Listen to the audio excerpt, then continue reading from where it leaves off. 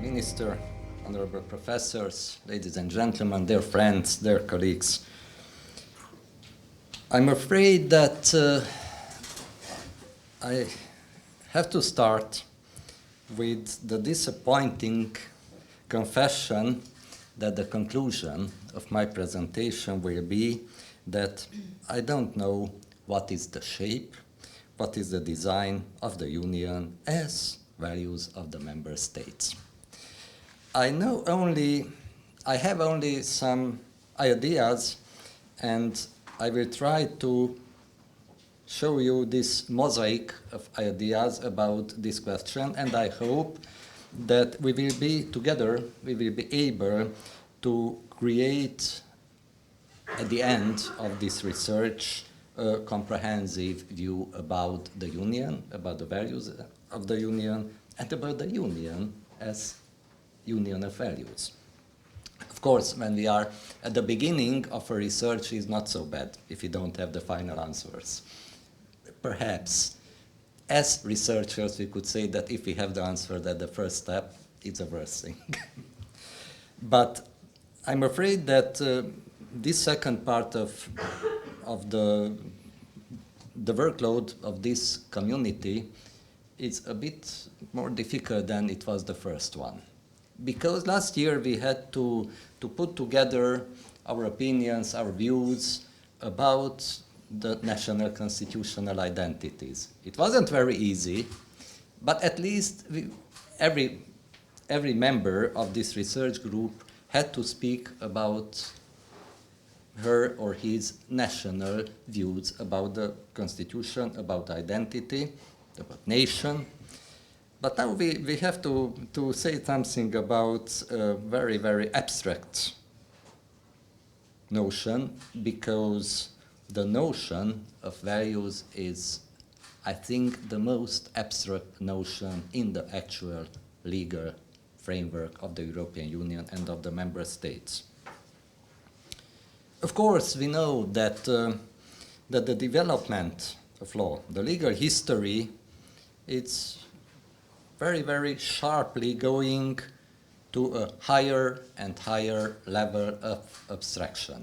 If you look back to the Roman law, and even to the straits of the Roman law, we see that at the beginning there were very, very concrete rules about the cows and money. If I give a cow and I got money, and the cow dies, what to do with money? Very, very simple questions. Later, the next stage was when we had some types of contracts. For instance, selling or renting something.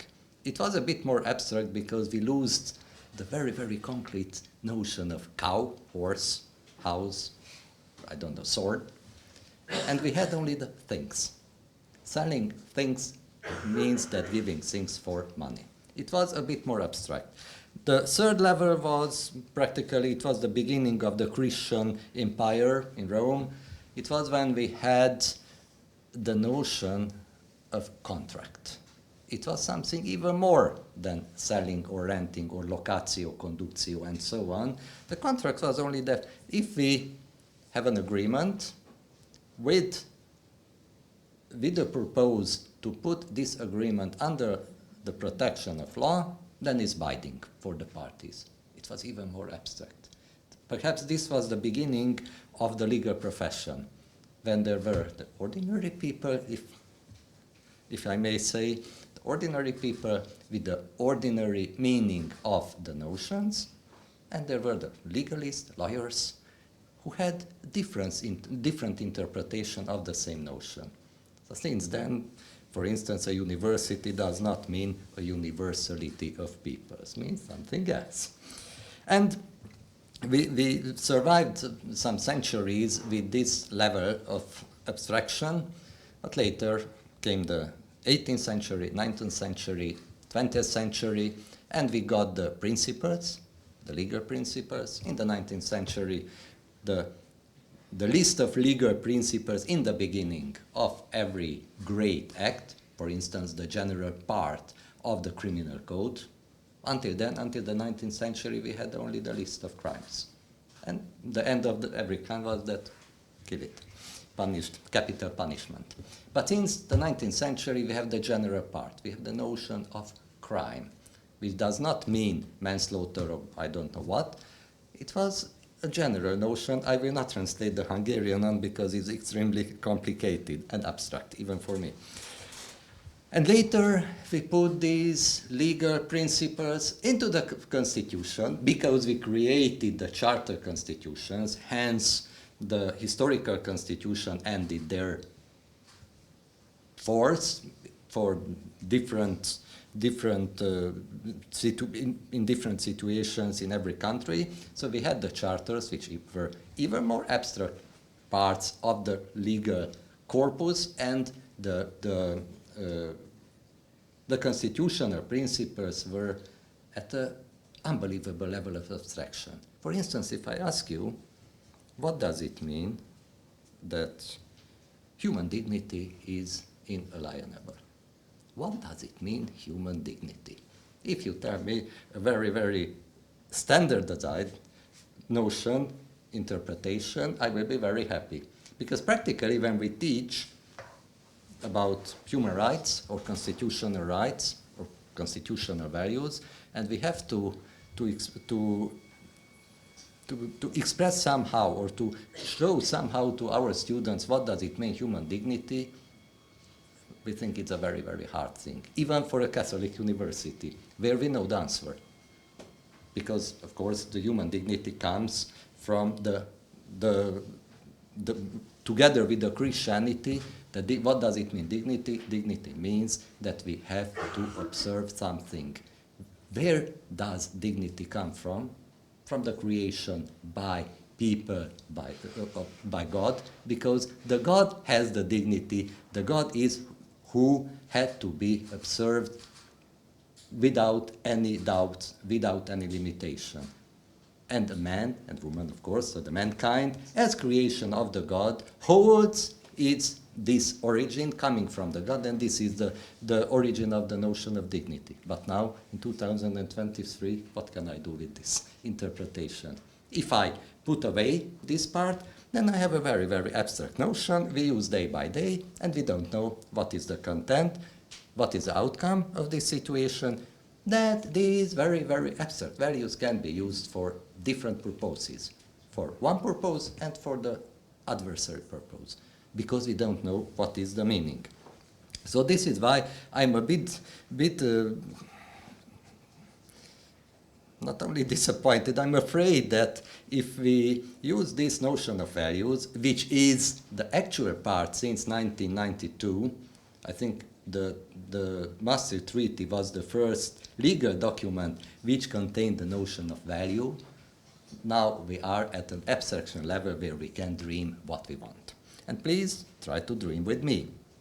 Of course, I have to interpret the notion of value from a legal point of view, because we have the notion of values within Article 2 of the Treaty on European Union. And not only alone. So we have not only a legal regulation that the European Union is built on common values, but we also have a list of values. So practically it's doubled, this regulation. We have a list of something, and this list of something is summarized as values. So we have to interpret the notion of value and every piece of this list of values. It's a very nice thing if you want to write a PhD thesis, but it's not so simple if you had to have a legal discourse, and it's even more difficult if you have to interpret in a court procedure. For instance, in the European Court of Justice or the Constitutional Court of the member state. So when we use this notion, which is rather social than legal notion, we are not in a very simple situation, because until this stage of legal development or the history of mankind, what was the position of values and the position of laws? The values were social entities, things, if I may say, which were important not for only one person, perhaps for the whole community, or at least for the majority of the community, later for the minority, because the minority protection need that even values of the minority should be protected. So this was out of the legal thinking. These were the values of the society, of the nation, of the country, of international community, and the role of law was to protect these values without defining them. So we had the values as facts, out of legal thinking, and we protected. For instance, I mentioned a very, very bad crime, the manslaughter. What was the value protected by manslaughter? The life, the human life. So we had the human life without defining in the criminal code what human life means. The role of criminal code was to protect. If somebody hurts a human rights or tries an attempt to hurt a human life. So this was the situation until we introduced this notion in a legal text. So this, how to say, normativization created or led to the situation where we have to define and to interpret and to use and to give judgments on notions which we don't know exactly which mean what is. So this is the actual state of legal development and legal environment.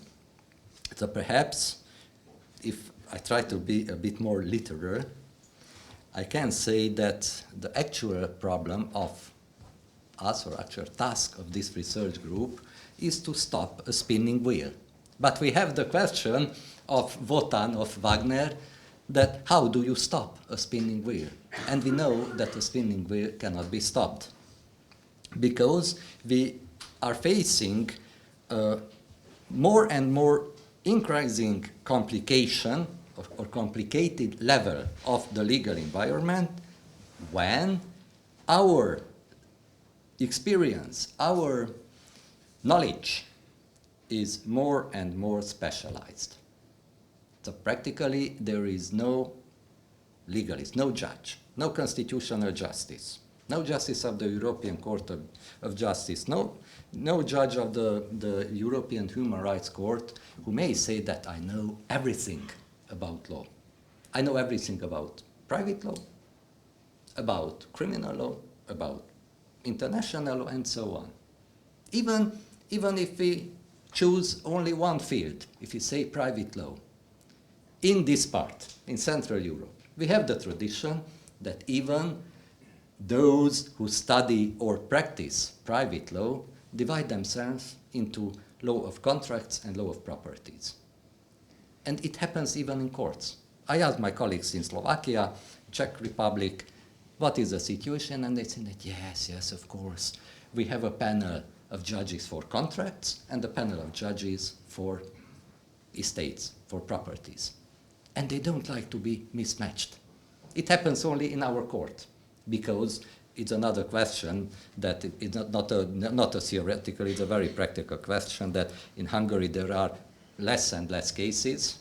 So consequently courts are not developing, we are not looking for new judges, we are looking for new cases. Consequently, we have to mismatch the panels. With different referada, perhaps we try to put together, of course we have bigger and bigger panels. We started with 3, now we work with 5, and in uniformity question with 21 or more.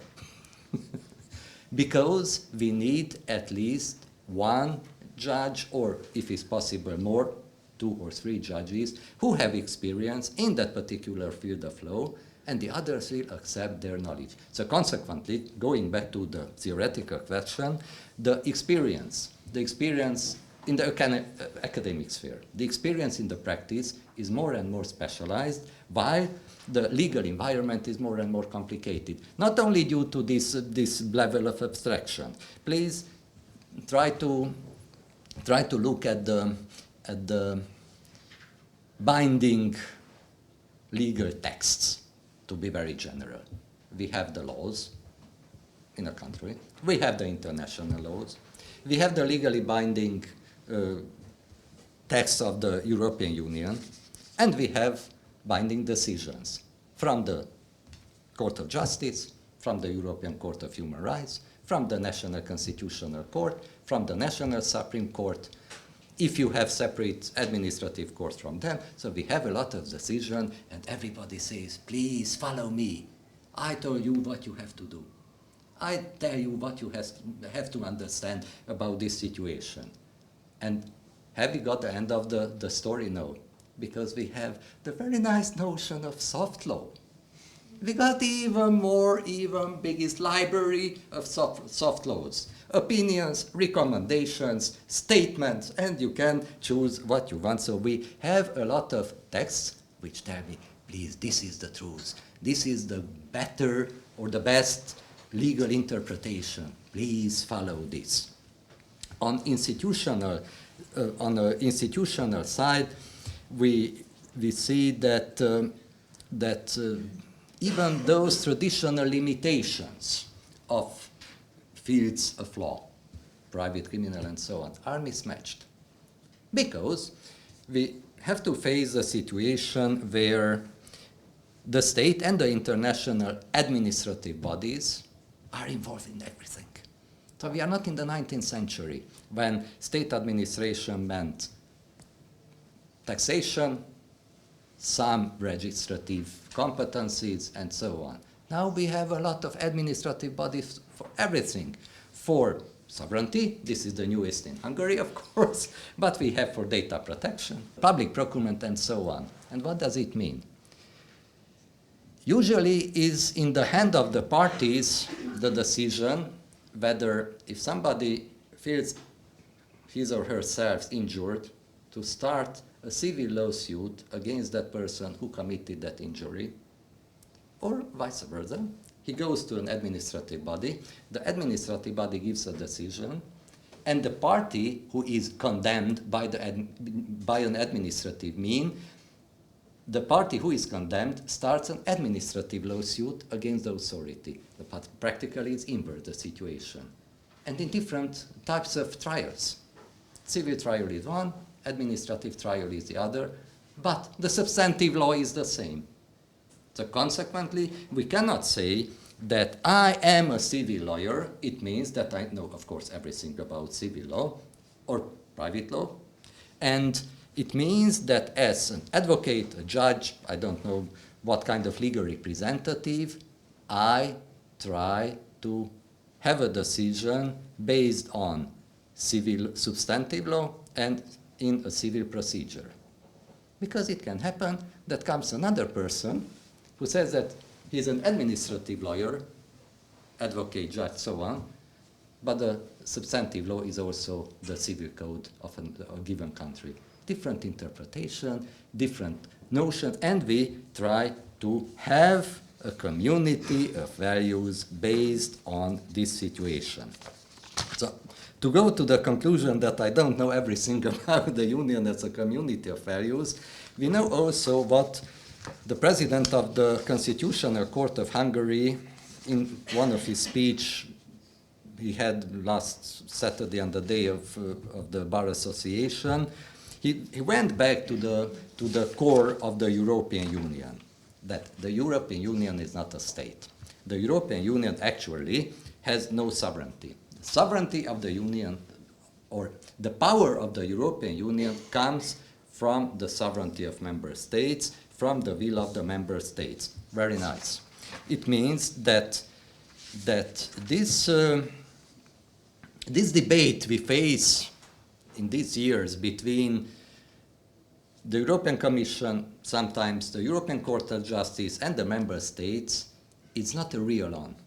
It's a very, very imagination of a situation where the European Union can be in conflict with member states, but it cannot.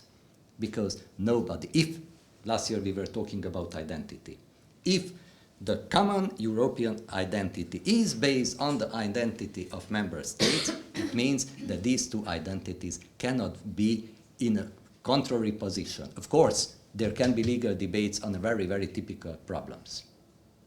I don't know, level of taxation or the level of alcohol in some liqueurs, you know what I refer to the Cassis, the Dijon case, and so on. So in very, very particular cases, of course, there can be legal debates. But as entities, if I may say, as public law entities, the Union and the member states cannot be in a permanent conflict, because it means that either the member state does not belong to the community, but it means that hence officially belongs it, then it means that the sovereignty of the country makes a lack of sovereignty at the level of the Union, or vice versa, the European Union wants to be a sovereign over the member state, but this is a political and not a legal question. What impact has this opinion on values? That values of the Union are values of the member states. We have this not only in Article 2, we also have in Article 6, that the Constitution, the values of the Union, or the constitutional heritage of the Union is common. Wonderful, very abstract, very nice. So the Union is based on the common constitutional heritage of its member states. Okay, but if we try to list which are the values of this common constitutional heritage, we cannot end this process. Why? Because the one method could be that we, in short, accumulation. Every nation, we have some colleagues from different nations, we put together what are values for me, for you, for the other. And we will give a list with contradictions, because it means that that a federation is a value. Why? Because we have federal states, Austria, Germany, and so on. And even for Germany is a part of the eternity, is one of the eternity clauses that the federation cannot, as the federation in Germany cannot be changed even by amendment of the constitution. We have other countries, for instance mine, where we say that Unitarian states is a value. So we will have a list where everybody got what is looking for. So this cumulation does not lead to a very, very stable status of values. The other part is the disjunction. We say that we put together what we think that it's part of the common values, and if somebody raises his hand that no, it's not a value for me, then we delete it. At the end, we will have an empty list. So consequently, we have to put these values back where they belong to. Fundamental notions of interpretations and not legal norms which can be interpreted within different conflicts. I choose only one of these common values, or these values which are considered to be common: rule of law. Do we know what does rule of law mean? Of course. Rudolf von Gneist, Robert von Moll, Dicey, Bentham, Egyed István in Hungary, and so on. We know what rule of law, or Rechtsstaatlichkeit, meant in the 19th century. An idea which was, like heaven. What does it mean, heaven? Where everybody is good, nobody commits any sin. So this is the heaven. The rule of law was a kind of social heaven. And we all try to make an approach day by day, step by step, law by law, act of the parliament by act of the parliament, to this heavenly situation. But no country, no nation, no legal system could say that we achieved rule of law 100%. And what did we create it? How did we transform this in the 20th century? Firstly, in Spain, of course, after the transition. Later in Hungary, of course, after the transition. Another country is not in transition, but learning for us. And finally, the convention creating the constitutional treaty for the European Union, that we put this heavenly notion, this very, very abstract notion, in a norm. From theoretical notion, we created a normative notion. We put in our constitution, later the European Union put in the Treaty of the European Union, and now we are in the situation that we have a legal notion, we have to interpret it. The interpretation is always in the hand of a small group of peoples, like in ordinary law questions, in the head of judges. And now we have an ordinary, a very, very uniform definition. Do we have? No, we don't. We don't have a permanent notion of rule of law. We have only some situations where rule of law is told to be infringed by some of the countries. So this is why I don't know how can we interpret the European Union as values of the member states, but please, we should work together. Please help us and help the whole European community to have a common answer. Thank you very much for your attention.